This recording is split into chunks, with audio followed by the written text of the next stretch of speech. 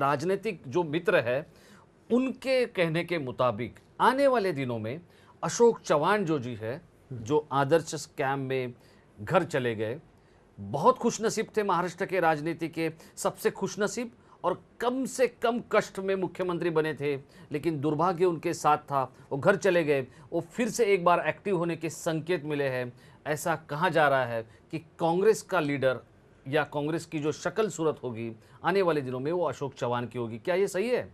और अगर वो होगी तो राष्ट्रवादी कांग्रेस उसको कैसे टक्कर देगी?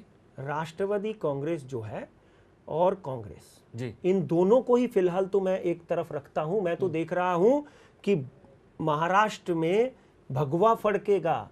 महाराष्ट्र में बाला साहब ठाकरे की आत्मा को शांति देने के लिए मराठी पुत्र, भूमि पुत्र बड़ी संख्या में शिवसेना, भारतीय जनता पार्टी, महाराष्ट्र नवनिर्माण सेना, कोई दूसरी पार्टी, चारों पांचों पार्टियां मिलकर एक बार फिर भारत विधानसभा में, विधान भवन में अपना झंडा फहराएंगे। हाँ, अगर जब हम अब आप मेन मुद्दे पे आता हूं, सवाल आपका है कि अशोक चव्हाण जो है फिर से एक्टिव हो गए हैं। अशोक चव्हाण जब मुख्यमंत्री बने तब भी मैंने प्रेडिक्ट किया था, और अशोक चव्हाण जब मुख्यमंत्री पद से हटे तब भी मेरी प्रेडिक्शन थी। ये आपको भी पता है और हमारे दर्शकों को भी पता है, और मित्रों, वो लिखित रूप में है, लिखित आपके रूप वेबसाइट पे है, हमारे वेबसाइट पे है। बिल्कुल। मेष राशि अशोक चव्हाण की 28/10/1958।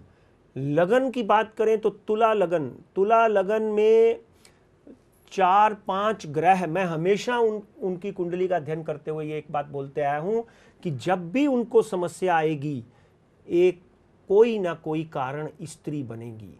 और इसमें भी अगर आप अच्छी तरह से आदर्श कांड का अध्ययन करें, जी जी जी बिल्कुल, तो जो घर उनकी साली या उनकी पत्नी या उनकी सास के माध्यम से उनको वो घर बुक किए गए, उसकी वजह से उनको समस्याएं आई। तुला लगन में गुरु, शुक्र, सूर्य, बुध, जब गुरु और बुध इकट्ठे होते हैं तो परिणाम दूषित हो जाता है, क्योंकि मित्र नहीं है। यानी फिर से अशोक चव्हाण अगर एक्टिव होने की बात कुछ लोग कर रहे हैं तो उनको फिर तकलीफ आएगी, वो किसी महिला के कारण आएगी, ये आपका कहना है? आगे, हाँ, वहां आगे आ रहा हूं मैं।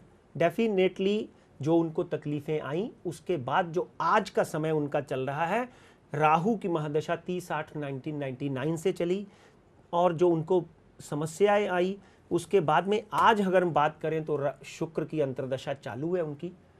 हो सकता है कि आपके शो में इतना दम हो कि अशोक चव्हाण एक बार फिर महाराष्ट्र की राजनीति में सक्रिय हो जाए और सफल भी हो जाए। मगर यहां तक मुख्यमंत्री पद की बात है, यहां तक मुख्यमंत्री पद की दौड़ है, उसके लिए उनको हो सकता है 2-2.5 साल और इंतजार करना पड़े।